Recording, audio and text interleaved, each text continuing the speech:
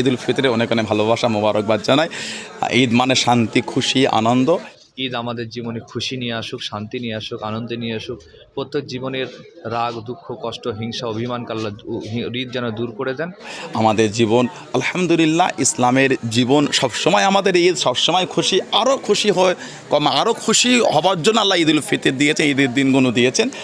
আল্লাহ পাক আরও আনন্দের সাথে কাটাবার তৌফিক দেন এবং জাতি, ধর্ম, বর্ণ নির্বিশেষে সব ধর্মের মানুষকে আল্লাহ শান্তিতে, মেলবন্ধন, ভ্রাতৃত্ব, ভালোবাসার সাথে কাঁধে কাঁধ মিলিয়ে চলাফেরা তৌফিক দান করেন এবং আমাদের উভয়ের মধ্যে, সমস্ত ধর্মের মানুষের মধ্যে একটা মেলবন্ধন, একটা গভীর তৈরি হয়ে যাক। যারা নোংরা লোক এই মেলবন্ধনকে ভাঙার চেষ্টা করছে, তারা ভেঙে খানখান হয়ে যাক, তারা ভেঙে ধ্বংস হয়ে যাক।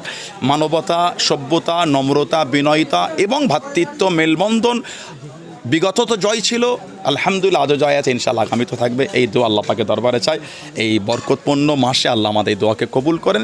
আল্লাহ পাক সকলকে সুস্থ রাখেন। সকলকে আমি ঈদের শুভেচ্ছা জানাচ্ছি, মোবারকবাদ জানাচ্ছি। ঈদ আমাদের জীবনে খুশি নিয়ে আসুক, শান্তি নিয়ে আসুক, আনন্দ নিয়ে আসুক। প্রত্যেক জীবনের রাগ, দুঃখ, কষ্ট, হিংসা, অভিমানকে আল্লাহ ঈদ যেন দূর করে দেন। তারা যেন সুন্দর মতো কোরআন সুন্নাহ মোতাবেক ভালোভাবে চলতে পারে, এই কামনা আশা আমার রইল।